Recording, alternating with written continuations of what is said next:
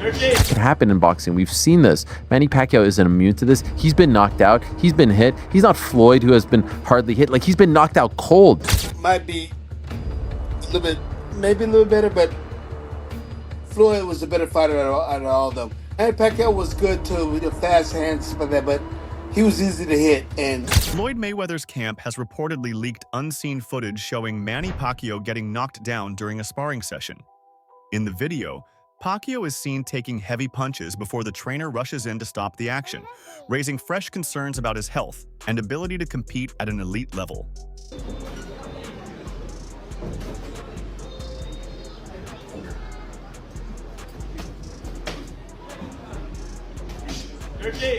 Victor Ortiz recently spoke out about a sparring session he had with Manny Pacquiao that left a lasting impression on him.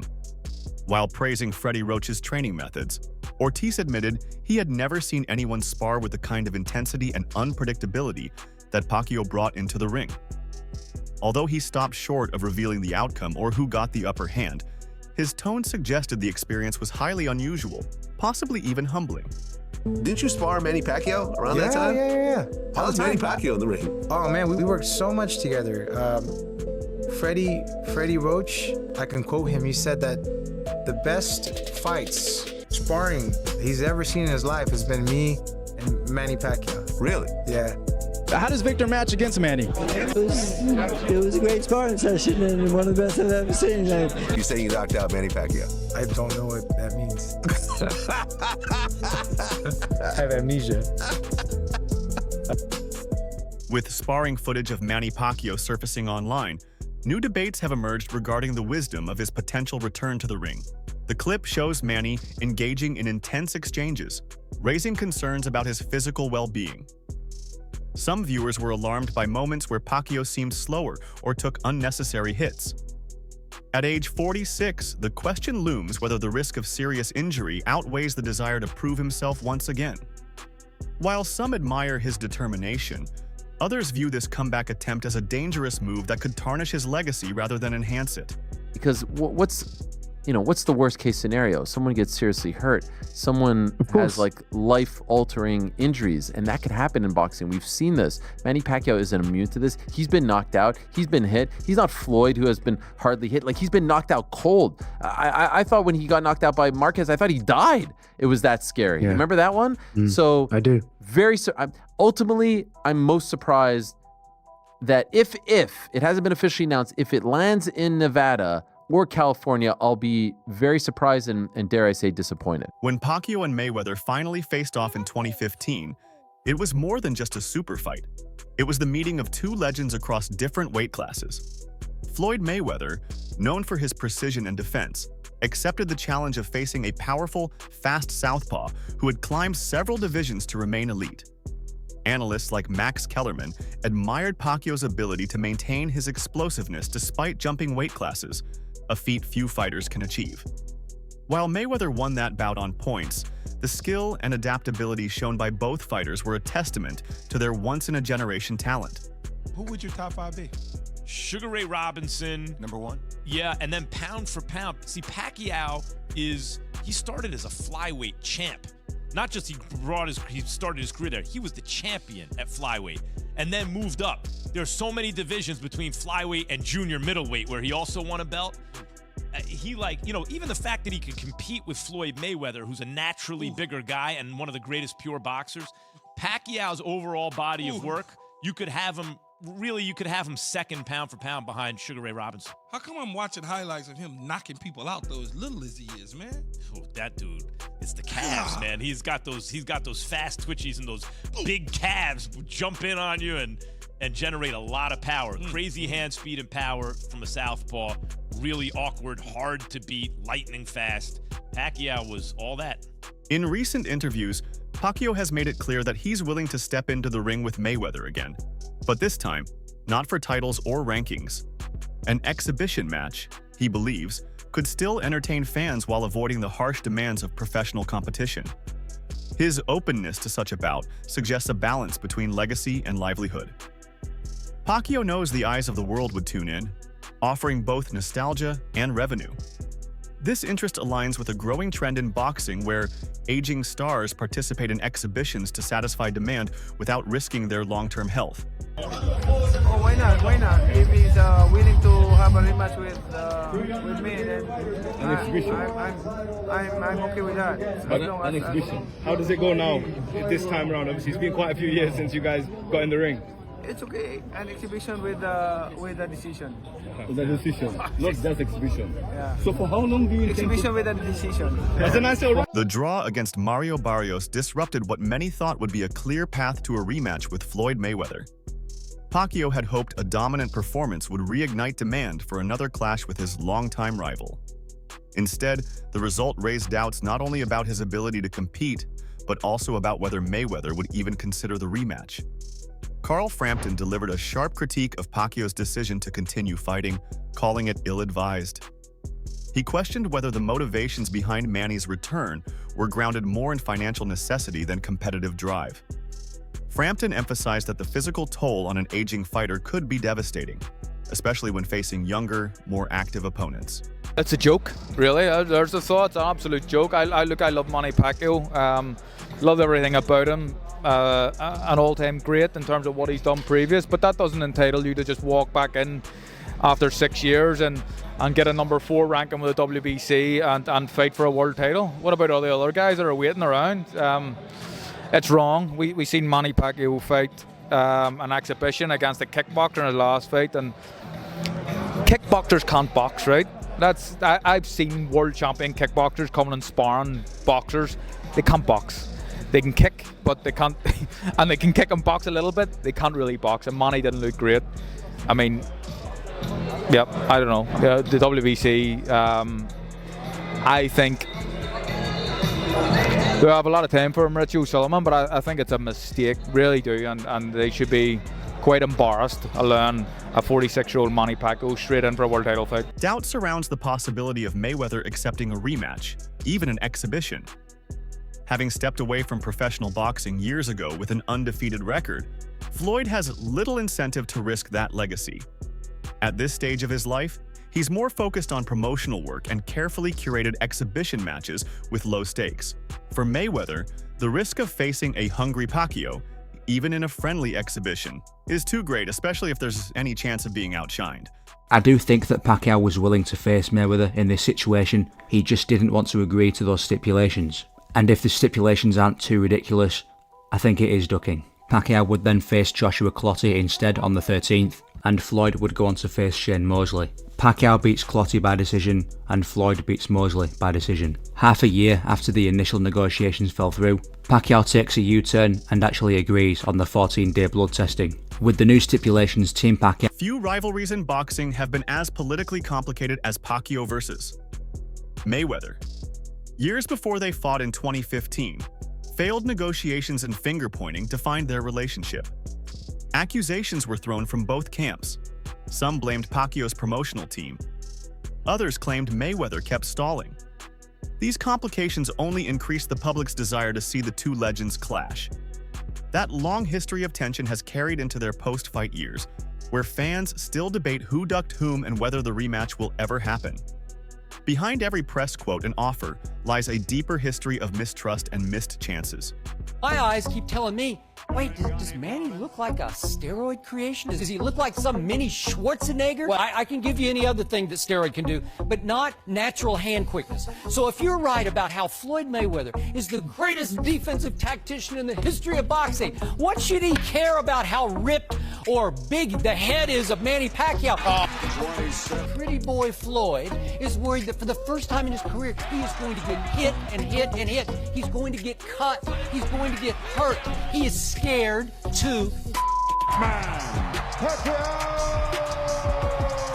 Timothy Bradley has been vocal in his caution toward Manny's recent return. Having shared the ring with him, Bradley respects Pacquiao's skills but worries that time has caught up. He pointed to defensive lapses and moments of slowness during the Barrios fight as signs that Manny is no longer the same fighter. While the draw seemed generous, it masked the vulnerability Manny showed. Bradley's perspective is rooted in care, not criticism. He wants to see Manny remembered as the icon he is, not as a legend who stayed too long. there. He's not reacting to these shots, man. He's getting offense off, but his defense is just terrible, man. It's hard for him to respond to the defensive side of things, man. And that's the reason why I retired. I started getting hit more and more every time I stepped into that ring. And I'm like, you know what? My time is up, you know, and I'm going to keep it real. Manny Pacquiao's time has been up. You know, the fact that he's a special type of athlete, he's a legend. He's able to get in there with guys like Mario Barrios, who basically somewhat carried this guy, man. He carried Manny Pacquiao. I don't care what anybody say. He carried him. Yes, all he had to do was step on the gas, especially in the middle, the back end of the fight, where he's a younger fighter. He has more energy. He could have gave more effort. Because obviously he got hit with some straight left hands and he was able to take it. But it didn't seem like he wanted to. It seemed like he was in there to do it. In contrast to the criticisms, one of Manny's recent sparring partners offered glowing praise. He described the experience as a true privilege, emphasizing Pacquiao's incredible speed and movement. Even in training sessions, Manny continues to impress those who step into the ring with him. This viewpoint adds complexity to the narrative. While some see signs of decline, others believe Pacquiao still operates at a remarkably high level. These first-hand observations help explain why fans remain hopeful that he can still deliver elite performances, even in his late 40s. Now, a lot of people is complaining about the judging. The judging was spot on. Best judges in boxing. Spot on with it. You know, if I scored it, I would have scored it for Barrios. However, the draw, because there was a couple of swing rounds in there, the draw was perfect. Perfect. You know, but damn, I would love to see both these guys' contracts, man. You know, just like the Serrano and Taylor fight is similar in that fashion. Both these guys was in there just having a high-level sparring session. That's all it was. I was disappointed in both their performances, to be honest with you, man. So look, y'all can miss me whatever y'all want to say, man. The Pacquiao lovers, I get it. I respect the man as well, but yo, I gotta call it like I see it. You know, and that was a slower version. Paulie Malignaggi believes that Pacquiao's recent showing might do the opposite of what critics fear. It might lure Mayweather back in. He thinks Floyd saw enough signs of decline to feel confident in a second meeting. Subtle drops in speed, delayed reactions, and lighter footwork could give Mayweather the assurance he needs to take the rematch with minimal risk. From Malignaggi's point of view, Pacquiao's performance might not scare Floyd, it might entice him.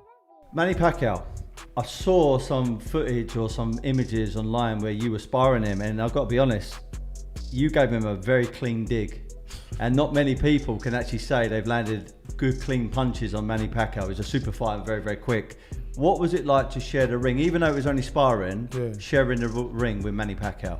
I mean, it was a blessing. Like, Manny Pacquiao himself is a legend. You know what I mean? Manny's a legend in boxing. And to be honest, I don't think I was, well, I know, I wasn't shell-shocked. The first time we sparred, it was like I had something to prove.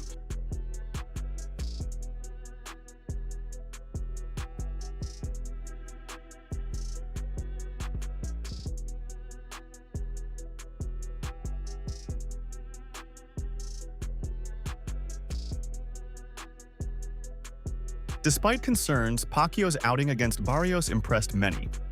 At 46, he displayed the kind of movement, combinations, and stamina that most fighters half his age struggle to maintain. His timing was sharp, and his commitment to training was evident in his footwork and volume. The performance showed that while he may no longer be at his peak, he's far from finished.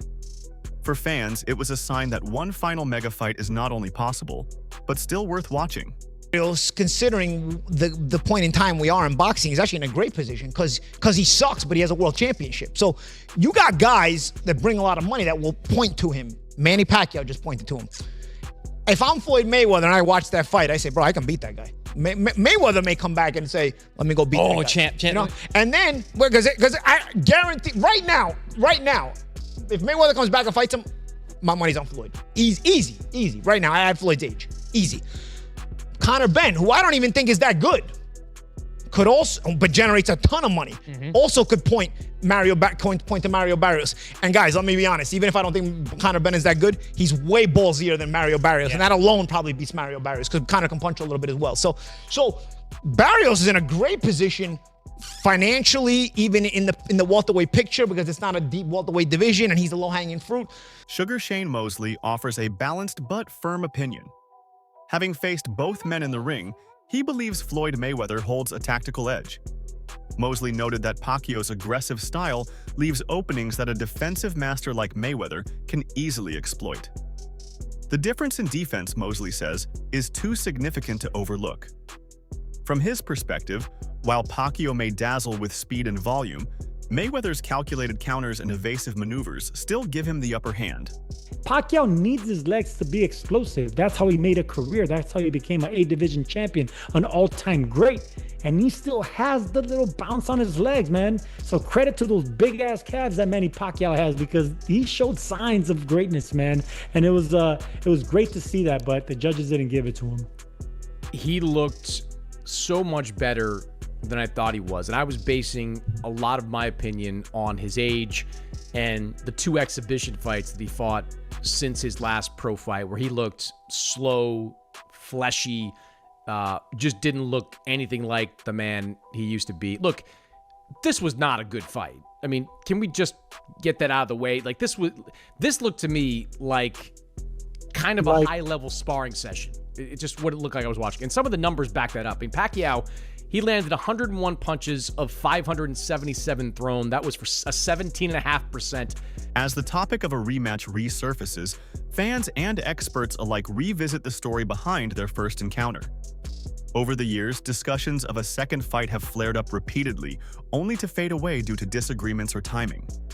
Now, with both fighters past their prime yet still influential, the idea feels possible again. Whether it's nostalgia, unfinished business, or financial opportunity, talk of Mayweather versus Pacquiao II refuses to fade. And maybe this time, it won't just be talk.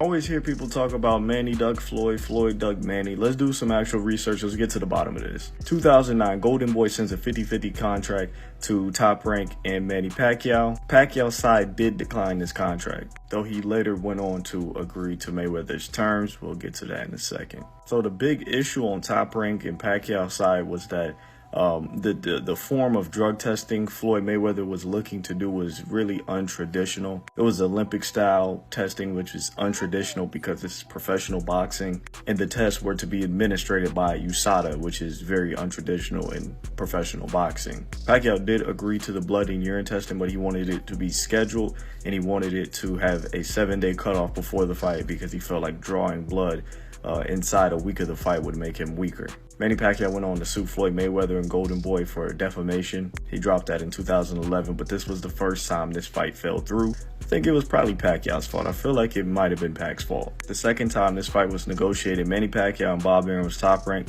They finally agreed and submitted to Floyd's drug testing style. They had everything signed. They sent the contract over to Mayweather and Golden Boy. They didn't touch anything. All they did was put their name on the paper and gave it back. They even had a website with a money timer waiting for Floyd's decision. They gave Floyd a 2-week deadline. The deadline passed. Floyd never signed the contract. Leonard Ellerby declined it, but HBO Sports president Ross Greenberg said it was true. Floyd Mayweather never signed the contract where Manny Pacquiao did. I have to put the blame on Floyd right here, man. I gotta be honest. They agreed to everything and he didn't reply. This one right here is a bit iffy. This is the third time the fight is really negotiated. Floyd is going through his legal issues, so the scheduling issues are there. But in the end, they were both able to sign the contract, but there was one big stipulation. Floyd Mayweather wanted $160 million, where Manny Pacquiao would only take home $30 million. That's it for today's video. Stay tuned until next time.